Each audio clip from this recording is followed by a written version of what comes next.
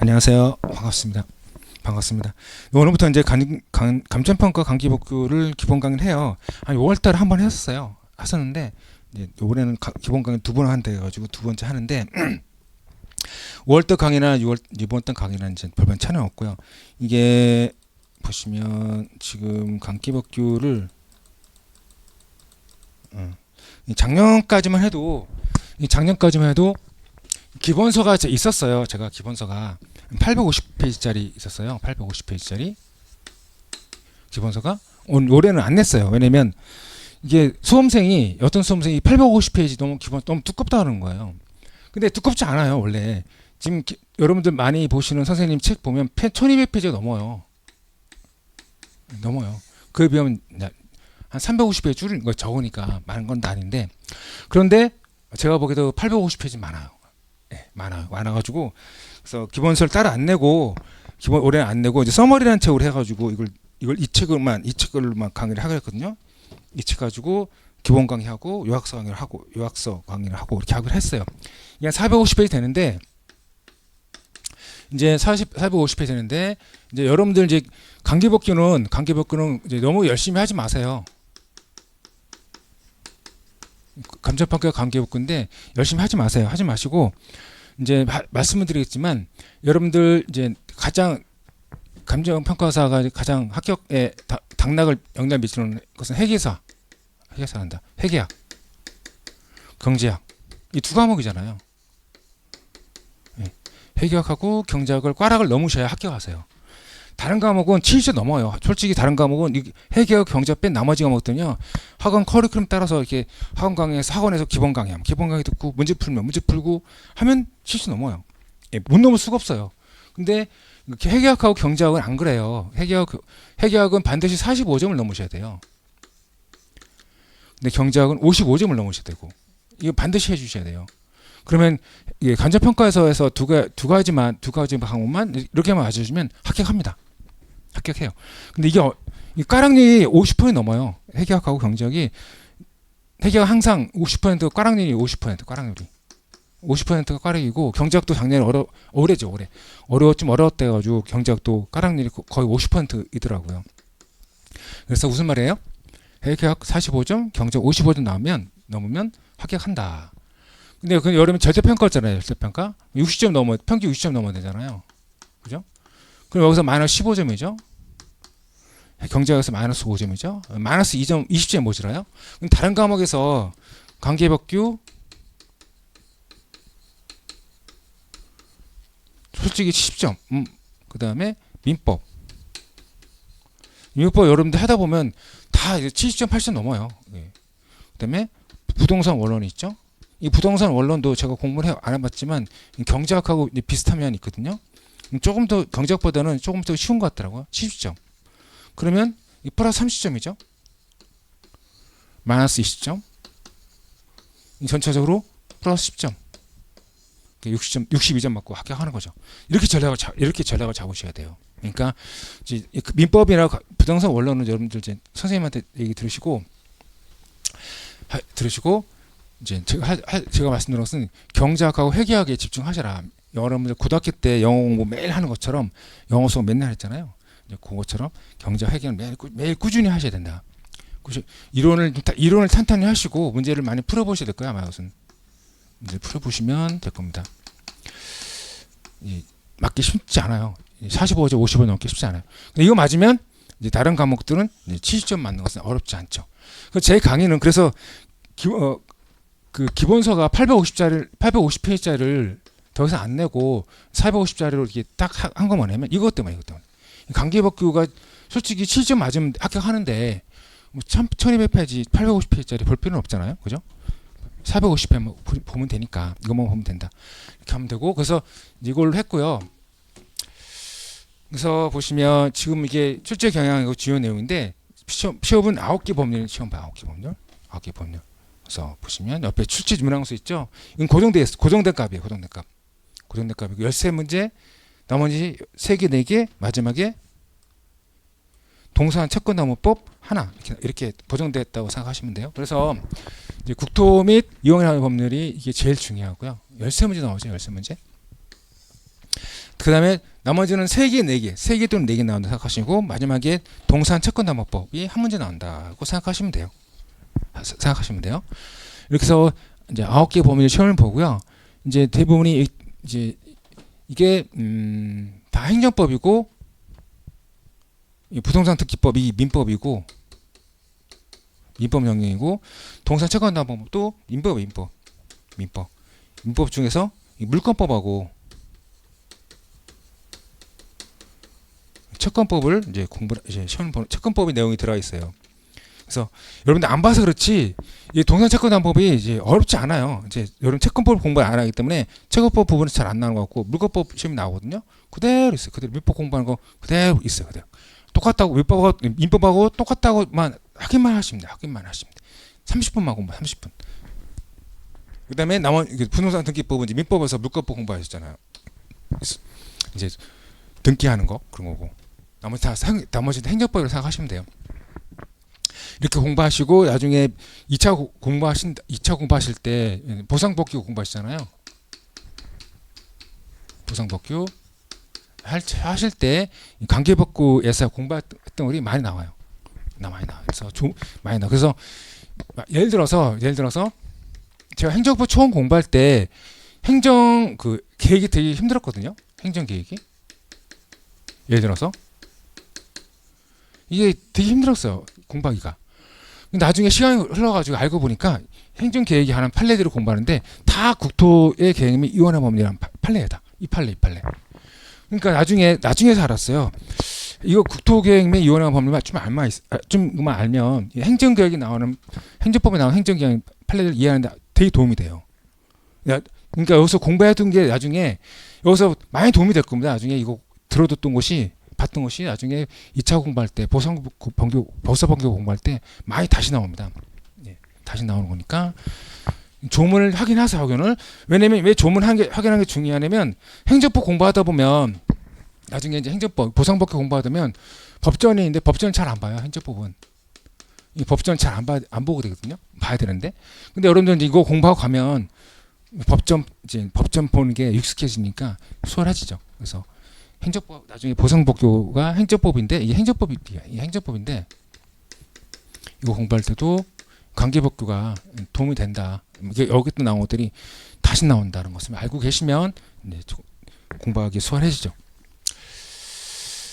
그래서 됐고 13개 국토계획 및 이런 문제 13개 나오고 나머지는 3개 4개 동산 채권담보법이 1개 이렇게 하시면 돼요. 이 고정돼 있어요. 항상 고정돼 있어요. 항상 고정돼 있어요. 그 다음에 목표 점수 75점, 80점. 30개에서 32개만 맞자.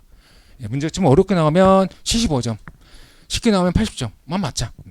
더 이상 맞지 말자. 더 이상 맞으면 떨어진다. 왜냐? 이거 더 맞으면 이제 회계학이나 경제학이 부실할 수 있으니까 이거만 맞고 이제 회계학하고 남는 시간은 회계학하고 경제학 집중하셔서 회계학 경제학 반드시 명가락을 하셔야 돼요. 명가락만 하면 시험 붙습니다. 명가락 못하니까 대부분들이 학생들이 경제학 회계학에서 명가락을 못 매놔가지고 떨어지는 거지. 다른 과목 경제학 회계학 뺀 나머지 과목을 못해서 떨어지는 경우는 없어요. 공부만 조금만 하면 웬만하면 다 70점 넘어요. 그 다음에 그래서 학습 방향. 모든 보시면 9개 법률을 공부한다 그랬죠. 9개 법률을 공부하는데 뭐라고 써놨어요? 모든 법률을 완벽하게 학습하지 말자. 이렇게 써놨어요. 보통 공부를 열심히 하자 그랬는데 공부하지 말라 써놨죠. 왜냐면 왜 그러냐면 그 이유가 있어요. 그래서 일단 보시면 9개 법률을 공부하는데 9개 법률을 공부를 해요. 그 중에 제일 많이 출제되는 국토계획 및 이원화 법률을 철저히 공부하자. 이게 13문제 나온다. 13문제. 13문제 나오는데 11개는 맞추셔야 돼요. 여기서 반타작 맞으면 여기서 이 국토 및 이원화 법률 제일 자세히 하는데 여기서 반타작 맞으면 방법이 없어요. 점수할 방법이 없어요. 그래서 11개는 맞추셔야 된다. 그럼 2개는 뭐냐? 항상 어느 시험이든 난이도 조절하는 게 있어요. 그러니까 이제 좀 이따 말씀드리겠지만 이제 보시면 여기 기출 조문이 반복해서 출제되거든요. 기출 조문이 반복해서 출제돼요. 출제되지 않았던 조문이 출제된다는 거예요. 2문제 정도는. 그런 것 힘들지 말라는 거예요. 그러니까 다시 책에서 보겠지만 기출 조문이 이제 나왔던 조문이 계속 반복 출제돼요. 그런데 2문제 정도는 나오지 않았던 데서 또 나오지 않았던 조문이 나온다는 거죠. 그런 거 신경 쓰지 말라는 거죠.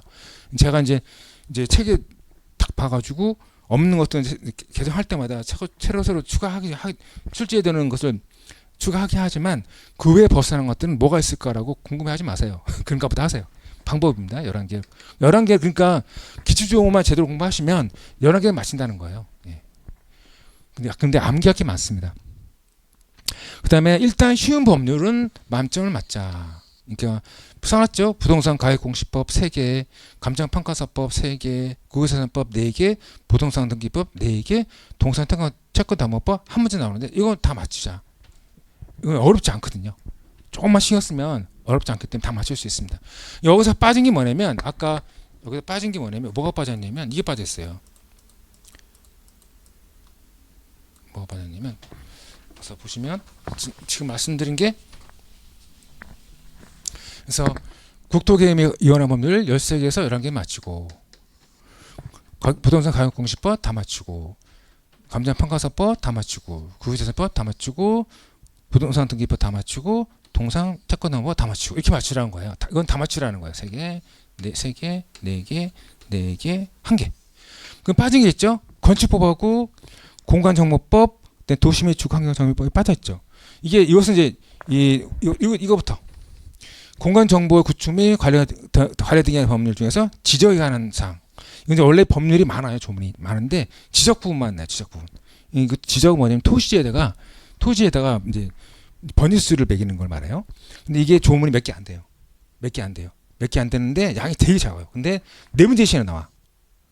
근데 지금 외울 게 좀 많아가지고 3개는 맞추자. 외울 게 좀 많아요. 외울 게 많아가지고 자칫하면 한 문제나 두 문제 틀릴 수 있어요. 이 부분에서 외울 게 많고 내용이 좀 어려워서 4문제 3개 맞추자. 그다음에 남은 게 도시및 주거환경정비법이죠. 여러분 선배들한테 대부분 학생 물어보세요. 건축법하고 도시 및 주거환경정비법 열심히 열심히 공부했는지 물어보세요. 공부 안 해도 그래요. 그냥 틀리는 거예요. 그냥 틀리는 거예요. 공부 안 한 게 아닙니다. 이것은 공부하는 게 아닙니다. 너무 많아. 양이 너무 많아요.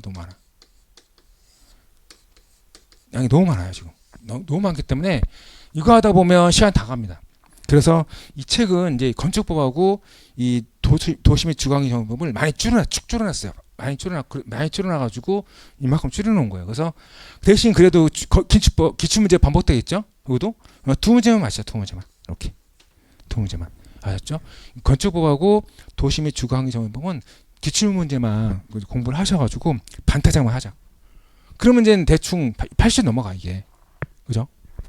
아셨죠? 이렇게 하셔야 돼요. 나머지는 첫날이 한다. 국토개임위원회 법률이 양이 많아가지고 양도 많고 출제되는 문장수도 많기 때문에 자세히 하고요. 자세히 하고 나머지 어떤 하루나 이틀 정도 다 끝내거든요. 양이 많지 않습니다. 많지 않기 때문에 어렵지 않습니다. 그래서 반복해서 보시면 됩니다. 그래서 되시고 써놨고 그 다음에 일단 쉬운 범위는 만점 맞아야 된다고. 그래서 보시면 기출조문이 반복해서 출제돼요.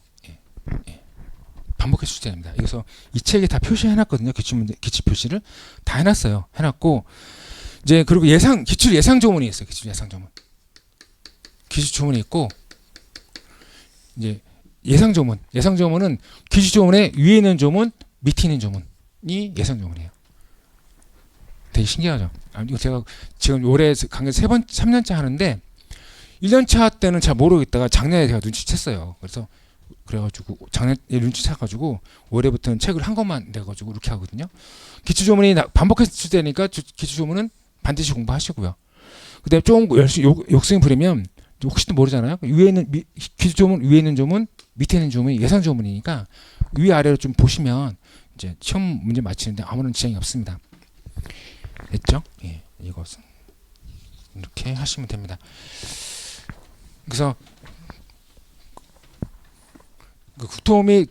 국토개임위원회 법률도 마찬가지고요. 기출조문이 반복되니까 좀 알아두시기 바랍니다. 그 다음에 이제 여러분들 공부하실 때 조문 있잖아요. 조문 나중에 합시다. 하면서 합시다. 조문 보시면서 강의를 합시다. 이렇게 하시고 진도를 나갑시다.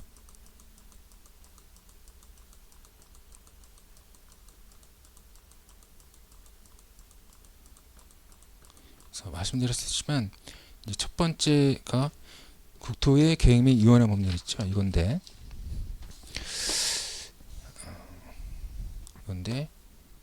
이 작년에 많이 법률이 개정이 됐어요. 그래서 작년 개정된 거 반영했다는 뜻이에요. 2024년 8월 7일이니까. 그리고 올해 이 강의 이후에 개정된 거 있다. 그거 신경 쓰지 마세요. 예, 신경 쓰지 마시고 뭐 나오든지 말든지 신경 쓰지 마세요. 그런 거. 왜냐면 시험 보기 전에 작년에도 올해 시험 작년 시험 올해 시험이었나? 작년 시험이 작년이었구나. 작년에 2024년도 시험에 이제 많은 법률이 이제 개정이 됐어요. 국토계획위원회 법률이니 도시 및 주거환경정비법이니 많은 법률이 개정이 됐어요. 개정이 됐는데 여러분 시험이 4월달에 있죠, 그죠? 4월달이죠, 4월달. 4월달에 있어요. 이제 이 사이에 그러니까 1월달 있고 1월달에 개정이 어떻게 됐냐면 1월달에 개정이 됐어요. 이렇게 제 강의는 이제 개정하기 전에 끝났어요. 이제 제 강의 끝나고 더 이상 강의를 안 해. 이제 여러분들 시험을 잘 보기로만 기도하고 더 이상 강의를 안 해요. 그럼 이 사이에 막 보강을 합니다. 개정 법이 개정됐으니 이때 이제 국토계획위원회 법률 많이 개정이 됐어요. 그래서 개정 법률을 보강을 합니다. 아니면 특강도 하고. 시험은 나왔을까 안 나왔을까요? 한 문제도 안 나왔어요. 신경 쓰지 마세요. 근데 이게 이게 법률 개정된 게 올해 나왔어요. 올해는 나왔어요. 1년 거쳐서 나오기도 하니까 1년 거쳐서 나오니까 이제 제가 강의 끝나고 시험 볼 때까지는 몇 대 안 남았잖아요. 그 사이 법이 바뀌어서 신경 쓰지 마세요. 나오면 그냥 틀리세요. 그냥 이거 개정 법률 한 문제 더 맞추겠다 보강 들어다니고 특강 들어다니고 그러지 말라고요. 그럴 시간에 회계학 경제학 아셨죠? 이거 설사 이거 안 나오겠지만 개정 법률에 안 나오겠지만 올해 뭐 개정됐다 하더라도 올해는 안 나오고 내년에 나올 텐데 설사 나온다 하더라도 신경 쓰지 마시려고. 그거 나와서 틀렸다 하더라도 안 떨어집니다. 오히려 붙습니다. 아셨죠? 예, 반드시 하셔야 돼요. 신경 쓰지 마세요. 잘 안 나오니까. 잘 안 나오고 올해는 작년은 안 나왔지만 올해는 나왔어요. 1년 거쳐서 나오니까 너무 신경 쓰지 말라는 거. 법 개정된 거에 대해서. 원래 행정법이 그래요. 원래 이거 행정법 영역이잖아요. 행정법 교수님들 원래 그래요. 저 옛날에 행시할 때는 지금은 아니지만 지금 행시가 피셋을 시험 보잖아요. 피셋. 옛날에는 지금 피셋 보지만 옛날에 제가 행시할 때는 행정법을 객관식을 봤었어요. 행정법을 객관식을 이제 봤어요. 객관식으로. 근데 변시에서도 행정법 객관식 보잖아요. 변시. 옛날 행시, 변시도 행정법을 객관식으로 보는데 이제 교수님들이 좀 깐깐하긴 해도 헌법과 달라가지고 헌법은 안 그래요. 헌법은 막 법률 바뀐 거 바로바로 내고 그러거든요. 고치아프 만드는데 행정법은 안 그래요. 법이 바뀌든지 말든지 신경 안 써도 돼요. 나오질 않아. 안 내. 이거 행정법이잖아요. 그래서 행정법 교수님들이 이렇게 이 법률 가지고 장난치는 일 아니니까. 그래서 행시할 때도 그렇고 변시할 때도 그렇고 행정법 법률을 개정된 거 신경 써서 공부해본 적이 없거든요. 모의사 볼 때는 시험 내더라고. 모의사 볼 때 알았어요. 법이 개정됐네. 예. 그래도 시험 보는 데는 아무 책이 없어요. 실제 시험에서는 안 나오니까 너무 신경 쓰지 않아도 된다. 됐고요. 이 정도 하시면 된다는 얘기입니다. 그 다음에 그래서 이제 보시면 계획의 구조거든요. 지금 이제 국토의 계획 및 위원회 법률에 나오는 계획의 구조입니다. 이게 전체가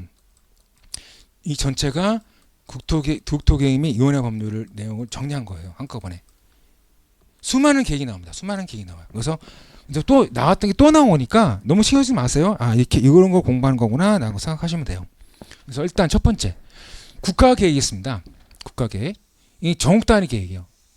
예를 들어서 이렇게 지도가 있으면 이 전국을 어떻게 이 국토를 어떻게 이용할지에 대한 계획을 만드는 거죠. 이 전체.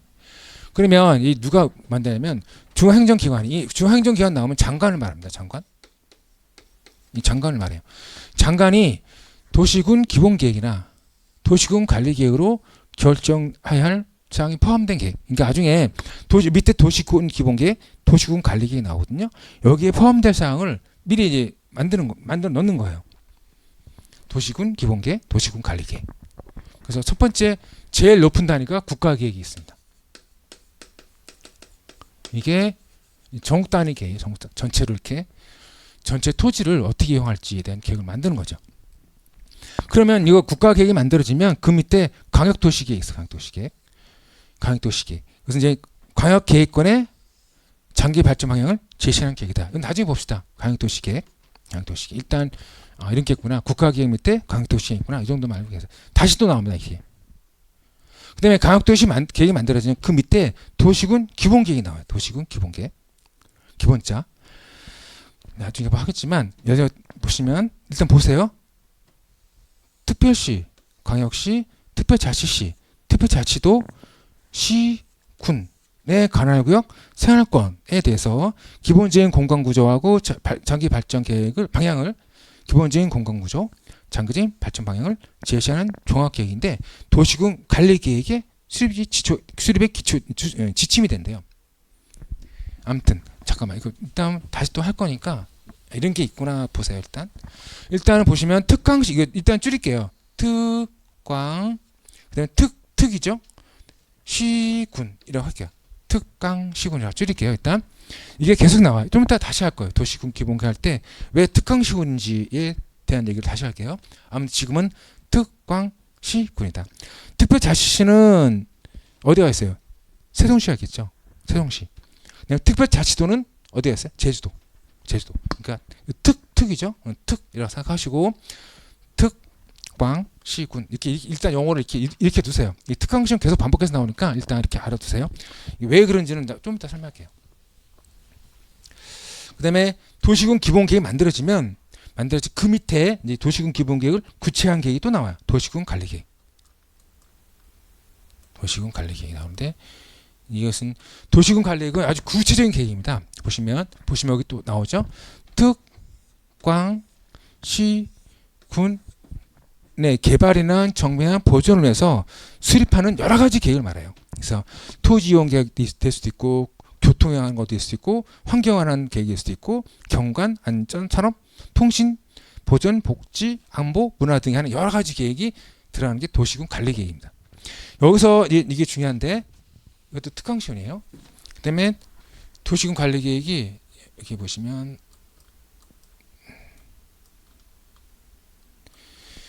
이걸 알아두셔야 돼요. 이제 이것은 이제 다음 준 도시군 관리계획이 아닌 것은 이렇게 나오거든요. 이게 제일 쉬운 문제가 다음 준 도시군 관리계획이 아닌 것은 여기 아닌 걸 하나 집어넣어가지고 답을 고르는 거예요. 쉬운 문제예요. 어렵지 않기 때문에 지금 보세요. 일단 이게 다 하나가 뒤에 다시 또 나옵니다.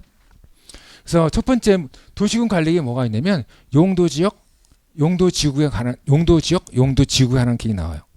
용도지역이나 용도지구를 지정하거나 변경할 때 만드는 계획이라는 거죠. 다시 나옵니다. 용도지역도 다시 또 나옵니다. 이 두 번째는 용도구역.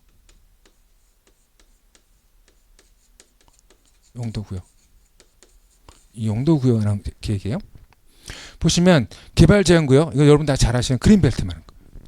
그린벨트. 그 다음에 도시자원 공원구역. 이것도 이제 공원이고 시가조정구역. 그러니까 도시가 이제 사람들이 많이 모이면 시가화가 이제 되잖아요. 그래서 그걸 막기 시가가 되잖아요. 그래서 그걸 막기 위해서 이제 개발 억제하기 위해서 만드는 지역을 말해요. 나중에 보시고 수산자원 보호구역도 있어요. 그러니까 일단 보세요. 개도시수라고 일단 알고 계세요. 용도구역에 뭐가 있다? 개도시다. 개도시수. 이렇게 있고 일단 이걸 외워야 되는데 근데 억지로 외우지 마시고 자주 보다 보면 외워집니다. 이게 계속 똑같은 얘기 계속 반복되기 때문에 너무 걱정하지 마세요. 기반시설을 설치하거나 정비하거나 기량할 때 만드는 계획도 있다는 거죠. 기반시설 예를 들어 학교라든가 교량이라든가 도로라든가 그런 걸 말해요. 기반시설. 그리고 그다음에 도시개발사업 그다음에 정비 사업에 관한 게. 이 도시 개발 사업은 여러분들이 잘 아시는 신도시를 말 신도시. 신도시 개발 사업. 예를 들어서 신도시 어디 있어요? 이렇게 동탄이라든가 아니면 일산도 오래됐잖아요. 신도시는 허벌판이었는데 거기다가 신도시 만들었잖아요. 그것도 만들 때 어떻게 한다? 도시군 관리 계획을 만든다. 이게 도시 개발 사업. 이 정비 사업은 뭐냐면 재개발 재건축을 말해요. 여러분들 오래된 아파트 이 정비 사업 나중에 다 나와요. 재개발 재건축.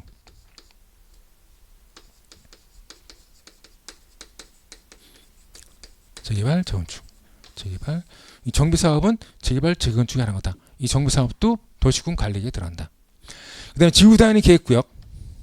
그다음에 지구단위 계획. 이것은 좀 이따 다시 하는데 일단 이런 게 있다 합시다. 이것은 이제 아까 이 도시하고 관련돼 있거든요. 이게 도시. 이것은 그 도시군의 일부에 대해서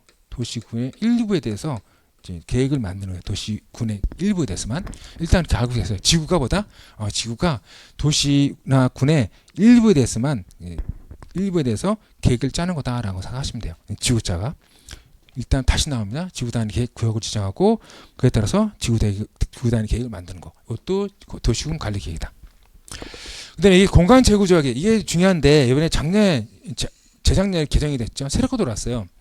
이게 뭐냐면 이제 보시면 딱 지울게요. 일단 공간 재구 조약 계획은 뭐냐면 여기 이게 용도구역이라고 했죠. 용도구역이라고 했잖아요. 용도구역으로 했다는 것은 예를 들어서 개발 제한 구역이다. 개발 제한 구역이 지정이 되면 아무것도 할 수 없어요. 건물도 못 짓고 수리도 안 되고 아무것도 안 돼. 못해. 다른 것도 마찬가지예요. 도시 자원 구역도 마찬가지고 시가 조정 구역도 그렇고 수산 자원 보호 구역도 이 지정이 되면 그래서 할 수 있는 게 없어요. 그래서 보시면 일단 볼게요. 그래서 뭐냐면 공간 재구 조약 계획은 뭐냐면 일단 읽어봅시다.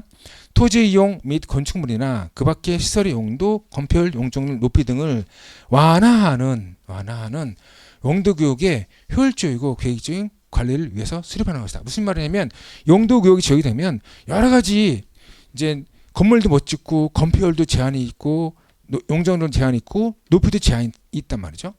건폐율, 용적률 뭔지 다 봅시다. 이런 게 있다. 이런 것들에 그래서 건물 이제 개발 제한이 돼요. 개발이 할 수 없는 제한이 생긴단 말이죠. 이렇게 개발 제한 구역, 도시 자원 공원 구역, 시가 조정 구역, 수산 자원 보호 구역이 지정이 되면 이렇게 용도 구역이 지정이 되면 개발을 할 수가 없어요. 그러면 개발을 할 수 없으면 우리나라 땅은 이제 한정돼 있잖아요. 이렇게 한정돼 있잖아요. 너무 공간을 비효율적으로 사용할 수 있다. 비효율적일 수 있다. 공간 사용이 비효율적일 수 있다. 그래서 이제 용도 구역의 재발 제한을 완화시키는 거야. 그러니까 예를 들어 어떤 지역에 개발 제한 구역이 지정이 됐어요. 이 지역을 좀 개발을 풀어서 풀어서 건폐율이나 용적률이나 높이를 제한을 완화시켜가지고 개발하고 싶어. 그럴 때는 이제 공간 재구조화 계획을 만든다는 거예요. 그러니까 용도 구역을 완화시킨다는 겁니다. 이렇게 완화시켜 이렇게 연결되는 거예요. 그래서 어디가 있는데 세 가지가 있는데 도시혁신 구역을 지정해가지고 도시혁신 계획을 만들고 복합 용도 구역을 지정해가지고 복합 용도 계획을 만들고 그다음에 도시군 계획시설 입체 복합 구역을 만드는 것 이렇게 세 가지야. 세 가지가 공간 재구조 계획이다. 공간 재구조 계획은 용도 구역의 제한을 완화시켜가지고 공간을 효율적으로 만들기 위해서 만든 게 세 가지다. 세 가지였다. 도시혁신 구역, 도시혁신 계획, 복합용도 구역, 복합용도 계획, 도시군 계획시설, 입체 복합 구역을 만들어가지고 용도 구역에서 이제 제한을 완화시켜가지고 공간을 효율적으로 활용하자라고 만든 것이 공간 재구조 계획입니다. 이 재작년 나와가지고 재작년에 개정되는데 재작년 안 나오고 올해 나왔죠. 올해 나왔어요. 어렵지 않게 나왔어요. 일반적으로 이제 이렇게 나오면 지금은 어려워 보이지만 이건 이제 기본서 다 끝나고 문제 풀다 보면 이것만 알고 있어도 한 문제는 풀어요. 한 문제, 두 문제 풀어. 이것만 알고 있어도. 그러니까 영어가 낯설어가지고 지금 되게 힘든데 그래도 반복해서 보면 됩니다. 너무 걱정하지 마시고 이렇게 계획을 만들었어요. 계획을 만들면 계획을 실행해야죠. 계획을 구체적으로 실행해야 되거든요. 실행 부분인데 그 계획 실행과 관련해서 개발 행위가 있고 그 다음에 도시군 계획 사업이 있어요. 사업이 다 나옵니다. 그래서 개발 행위는 뭘 배우냐면 개발 행위 허가를 배우고 개발 밀도 관리구역을 공부하고 기반시설 부담구역을 공부합니다. 지금 이게 뭔지를 하지 마시고 이걸 다 설명하면 시간 많이 걸리니까 나중에 보기라고 인겠구나라고 생각하시면 돼요. 근데 도시군 계획 사업은 세 가지 나와요. 이것도 객관식 문제예요. 다음은 도시군 계획 사업이 포함되지 않는 것은 해가지고 이게 이제 세 가지가 들어가죠. 도시군 계획 사업 첫 번째, 도시군 계획시설 사업, 도시개발 사업, 정부 사업인데 이게 지금 여기서 보시면 유료 잠깐 봅시다. 이게 어디냐면 여기 있어요. 여기 있어요. 이 도시군 계획시설 사업이 뭐와 관련되냐면 여기 기반시설과 관련됐어요. 기반시설. 나중에 합니다. 이거 나옵니다. 이거 나와요. 기반시설을 만드는 거예요. 기반시설. 그러니까 예를 들어서 학교에 강학구청에다가 학교를 만들고 싶어. 아니면 운동장을 만들고 싶어. 그럴 때 그 기반시설은요. 기반시설 어떻게 한다? 이렇게 하는 거예요. 도시군 계획시설 사업, 시설 사업을 한다라는 거고. 도시개발 사업 여기 있잖아요. 도시개발 사업 여기 있잖아요. 도시개발. 이것은 우리 공부하지 않습니다. 도시개발 사업은 이건 신도시 만든다고 아까 도시개발 사업은 신도시 만든다고 했죠. 그렇게만 알고 계시고 도시개발 사업 우리가 공부를 안 해요. 정부 사업 있죠. 정부 사업 여기 정부 사업. 뭐라고 했어요? 정부 사업은 재개발 재건축을 했죠. 예. 나중에 도시 및 주거환경 정비 자세히 공부하시는데 그때 하면 되고 이건 우리 공부합니다. 도시군 계획시설 사업도 공부를 하고 도시개발 사업은 공부 안 하고 정부 사업 공부하고 이렇게 하고요. 이 세 가지가 도시군 계획 사업이다라는 것도 알고 계세요. 이것도 객관식이 나옵니다. 이 세 가지는 됐죠. 이렇게 해서 이제 공부 다 끝나면 이것만 봐도 이제 쫙 떠오를 수 있을 겁니다. 여기서도 한 문제 두 문제 건질 수 있어요. 도시 및 국토계획 및 이용이라는 법률을 정리한 거니까 쭉 보세요. 근데 다시 또 나옵니다. 이제 총칙. 계획의 종류 또 나오죠. 국가계획 보시면 간단히 보시면 국가계획 있고 광역도시계획 있고 도시군 계획 있고 도시군 계획에는 도시군 기본계획, 도시군 관리계획이 있고 이렇게 있습니다. 이렇게 있습니다. 그래서 계획 종류 보시면 국가계획 보시면 아까 봤던 거예요. 국가계획 뭐다? 중앙행정기관 장관이에요. 장관을 말해요. 장관이 법률에 따라 수립하거나 국가의 정책적 목적을 이루기 위해서 수립한 계획 중에서 보시면 19조 1항 1호부터 9호까지 규정된 사항, 이거 보시면 도시군 기본계획이나 도시군 관리계획으로 결정돼야 할 사항이 포함된 계획을 국가계획을 합니다. 국가계획. 일단 개념을 알고 계세요. 한번 나왔죠? 한번 나왔으니까 또 나올 겁니다. 개념이. 그 국가계획 만들고 국가계획 뭐다? 장관이 만든 거다. 그 다음에 그 밑에 국가계획 밑에 광역도시계획. 광역도시계획란 이제 광역계획권의 장기 발전 방향을 제시하는 계획이다. 이제 광역계획권 있죠? 나중에 할 텐데 예를 들어서 이제 여기가 경기도가 있고 여기 밑에 서울시가 있을 거 아니에요. 이렇게 서울. 아니면 경기도 안에 뭐 수원이 있고 이렇게 화성이 있잖아요. 이렇게 화성이 붙어있다고 칩시다. 이렇게. 그러면 예를 들어서 이 경기도하고 서울 중에 이만큼을 광역 계획을 만드는 거예요. 이 정도를 우리가 이쪽은 경기도 속하고 이쪽은 서울 속하잖아요. 이거를 지정해가지고 광역 계획을 만들어서 계획을 만들어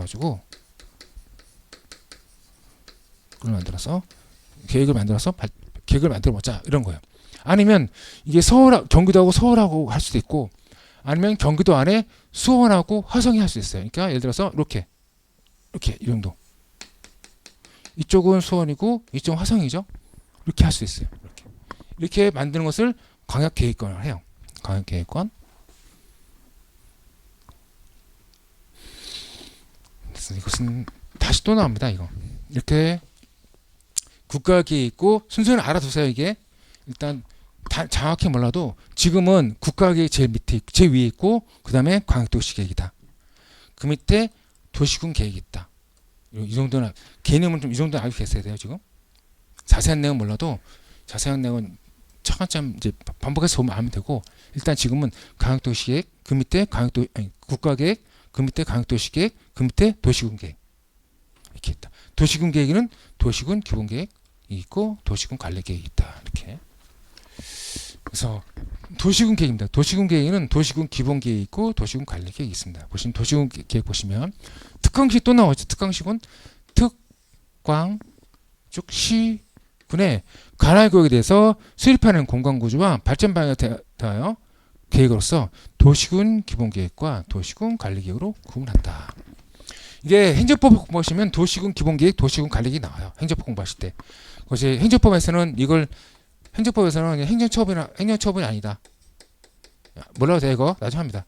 행정법에서는 행정처분이 아니고 행정법에서는 이걸 행정처분을 합니다. 판례가 도시군 기본 계획은 행정처분이 아니고 도시군 관리 계획은 행정처분이다. 이것이 판례. 몰라도 됩니다. 아무튼 행정법에 나중에 공부하면 나오는데 지금 그게 아니라 이제 특강시군을 설명하려고 특강시군을. 우리나라에 왜 보시면 여기 도시군이라고 돼 있죠? 도시군.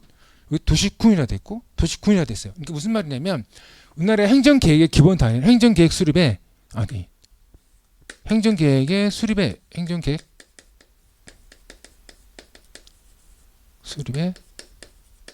이 단위가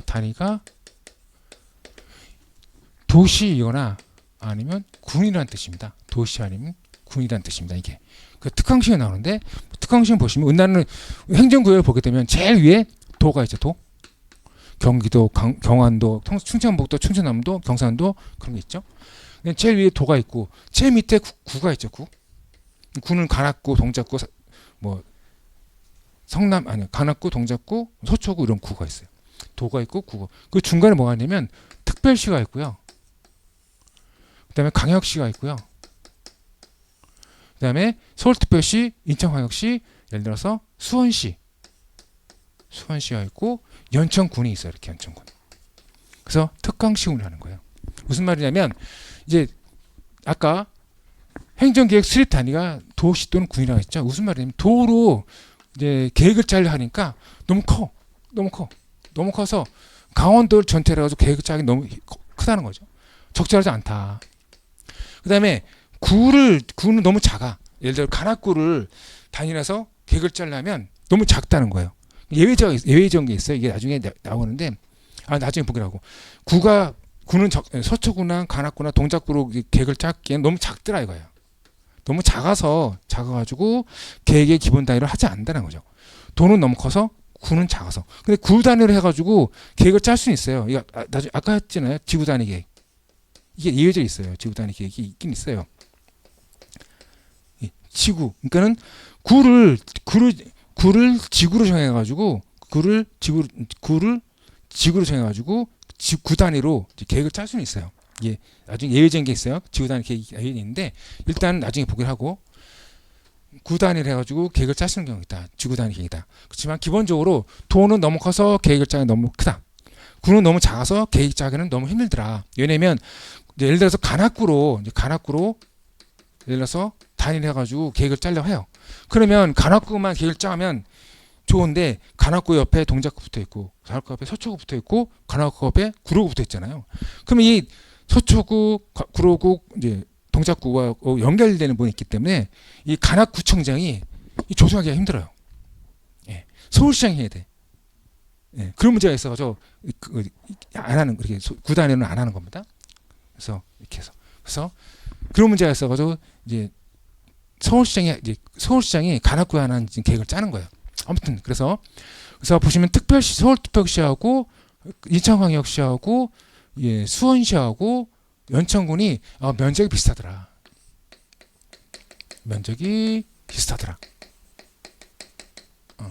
도는 너무 커서 계획 단위로 계획으로 수립하기 힘들고 군은 너무 작고 그 중간에 특강시군이 남아있는데 서울특별시, 인천광역시, 그다음에 수원시, 연천군 이런 곳이 남아있는데 이것이 면적 비슷하더라. 이 단위를 해가지고 이게 계획의 수립단위라는 뜻이에요. 도시, 그러니까 특별시, 광역시, 시는 도시죠. 연천군은 군이죠. 그래가지고 이렇게 특강시군이 나오는 거예요. 그래서 계획 수립 단위가 시도, 도시하고 군을 한다고 나는 기본적인 그 계획을 짤 때 도시하고 군을 단위로 한다. 그래서 도시군이 나오고 그게 도시군의 구체적인 얘기가 뭐다? 특강시군이다. 그래서 계속 나올 거야. 특강시험은 이렇게 알아들으시면 돼요. 특별시, 서울특별시, 인천광역시, 수원시, 연천군 이렇게 생각하시면 돼요. 다만 이제 여기 특별자치시하고 특별자치도가 나오잖아요. 특별자치시는 세종시를 생각하면 되고 특별자치도는 여기 제주도를 생각하시면 돼요. 이렇게 생각하면 되죠. 그래서 특강시험은 계속 나옵니다. 그래서 특강시험이 계속 나오는 이유가 우리나라는 도시군, 행정계획 수립 단위를 어떻게 한다? 도시 또는 군단위로 한다. 왜? 도는 너무 커서 계획을 짜긴 너무 힘들고 군은 너무 작아가지고 만들다 보면 인접구랑 계속 연결시켜야 되기 때문에 불편하고 그래서 위쪽 도도 아니고 구도 아닌 그 중간 특강시군이 면적이 비슷하기 때문에 이걸 특강시군 단위로 계획을 만든다. 그래서 특강시군 말이 계속 나오는 이유가 그런 이유고요. 도시군이라는 말 나오는 것도 그건 똑같은 이유예요. 됐죠? 됐죠? 이거 한번 들으면 됐죠? 이게 특강시군. 그래서 이제 도시군 기본 계획 아까 했던 건데 이제 그래서 도시군 계획에는 도시군 기본 계획하고 도시군 관리 계획이 있다. 도시군 기본 계획은 뭐다? 특강시군의 관할구역 생활권에 대해서 기본적인 공간 구조와 장기 발전 방향을 제시하는 종합계획이다. 그 다음에 도시군 관리계획의 수립에 지침이 된다. 이게 지침이 돼가지고 이렇게 만들어 있다는 거죠. 도시군 기본 계획은 여기 기본적인 발전 방향을 말하는 발전 방향. 예를 들어서 서울시장이 이제 서울시장이잖아요. 서울은 서울시장 만들 거 아니에요. 서울시장이 이제 도시군 기본 계획을 만들죠. 이렇게 도시군 기본 계획을 만들 때 서울은 서울시장이 만들죠. 서울시장 만들면 이제 대략적으로 이렇게 나눠가지고 이렇게 서로 있으면 서울 이렇게 나눠가지고 서울 중심부가 어떻고 이쪽은 어떻게 발전시키겠다라고 이제 방향을 만들면 이거 기초해서 도시군 관리 계획이 만들어집니다. 이것은 아주 구체적인 계획이에요. 구체적인 계획인데 그래서 이 서울시장이 도시군 기본 계획을 기초로 해서 관리 계획을 만드는데 이 관리 계획은 다 쪼개져 이렇게 여기 다 쪼개져 가지고 막 쪼갭니다. 이렇게 쪼개가지고 어떤 지역은 높이가 10m까지만 질 수 있고 어떤 지역은 높이를 30m까지 질 수 있고 어떤 지역은 1층만 질 수 있고 어떤 지역은 5층까지 질 수 있고 이런 구체적인 내용이 다 들어요. 그래서 관리 계획이 구체적인 계획이에요. 그래서 이 방향만 제시하기 때문에 이건 행정법에서 이 처분이 아니다라고 합니다. 이게 행정처분이 아니다. 방향만 정해졌기 때문에. 근데 도시군 관리 계획은요? 구체적인 계획을 했어요. 높이, 건폐율, 뭐 여러 가지 대안들이 다 들어가 있어요. 내 땅인데 내 땅이 앞에 건물이 내 땅이 100평짜리 땅이 있어요. 내 땅인데 10층짜리 건물을 못 지어요. 못 지어. 그 지역이 주거 지역이냐, 상업 지역이냐 뭐에 따라서 5층도 지을 수도 있고 10층도 지을 수 있어요. 그래서 구체적인 계획이기 때문에 행정처분을 한 이유가 거기 있어요. 그냥 들어만 두세요. 나중에 보상받기 할 때 나옵니다. 행정법과 관련된 것은 잠깐 해드리긴 하는데 조금씩만 해드릴게요. 많이 해드리면 싫으면 여러분들 관계법규 그 객관식과는 아무 상관이 없거든요. 이런 건 지금 1차 시험 관계 없고 나중에 2차 공부할 때 이제 알면 되는 건데 너무 알고 해드리면 헷갈리니까 조금씩만 해드릴게요. 행정법은. 그래서 도시군 기본 계획은 장기 발전 계획이다. 구체성이 없다. 그 기초에서 만들어진 도시군 관리는 구체적인 계획이다. 그래서 보시면 도시군 관리 계획은 특강시군이요. 특강시군 특강시군의 개발, 정비, 보존을 해서 수립하는 토지용도 낼 수 있고 교통에 관한 계획일 수도 있고 환경, 경관, 안전, 산업, 정보통신, 보건, 복지, 안보, 문화에 대한 계획을 말한다. 제가 이제 블록처럼 해놨잖아요. 이게 키워드니까 이거 정신을 보시면 돼요. 그다음에 기출문제 표시해놨으니까 기출문제 보시면 되고. 많이 나왔죠? 많이 나왔어요. 이거 다음 문제는 도시군 관리계획이 아닌 것은 이런 식으로 나왔다는 뜻이에요. 그래서 아까 봤던 건데 도시군 관리계획 보시면 용도 지역, 용도 지구에 가는 거. 용도 지역, 용도 지구에 가는 거. 그다음에 두 번째 아까 그랬죠? 용도 구역이랬죠. 용도 구역. 용도 지역, 용도 지구, 용도 구역은 나중에 합니다. 용도 구역은 일단 세 가지가 있다. 개발 제한 구역, 개, 도시 제한 구역, 도, 시가 조정 구역, 시, 그다음에 수산 제한 보호 구역, 시, 수, 개도 시수, 개도 시수 이렇게 개도 시수 이렇게 했습니다. 암기 공식 보시고. 그다음에 기반 시설이라는 거. 그다음에 도시 개발 사업, 아까 신도시 만든다고 했죠? 정비 사업, 재개발 재건축, 지구단위 계획구역, 지구단위 계획. 이것은 이제 구 단위로 잘라서 만들 수 있다는 거고. 그다음에 이게 아까 말했죠. 이게 세 가지가 공간 재구조화 계획. 공간 재구조화 계획이라고 했죠. 공간 재구조화 계획. 그래서 세 개가 있죠. 도시혁신 구역을 지정해가지고 도시혁신 계획을 만들고, 복합용도 구역을 지정해가지고 복합용도 계획을 만들고, 그 다음에 도시군 계획시설 입지 복합구역을 만드는 계획. 이 것들이 공간 재구조화 계획이다. 그래서 나왔던 것이 계속 나옵니다. 그래서 쭉 보시면 되고요. 기출 표시된 것은 여기 표시해놨죠. 여러분 책은 흑백이라 가지고 여기 파란색이 안 돼. 여기 해놨으니까 계속 나온다 알 수 있어요. 이렇게. 그럼 안 나왔죠. 여기는 여기 옆에 나왔던 거 옆에. 그러니까 나온다 생각하시면 되고요. 됐죠.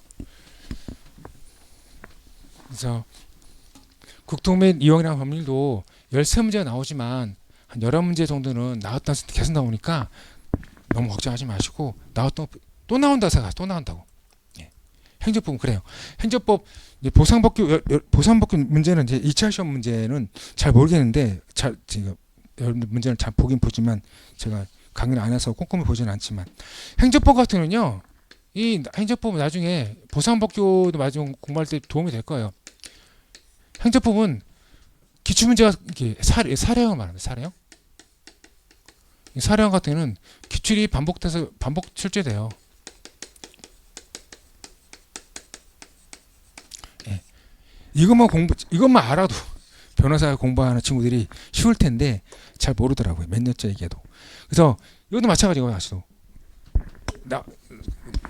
나와서 또 나오죠. 또 나온다고. 그러니까 보세요. 2010년 이거 여기서 실 건데 2010년 나왔죠. 나왔던 거 또 나오죠.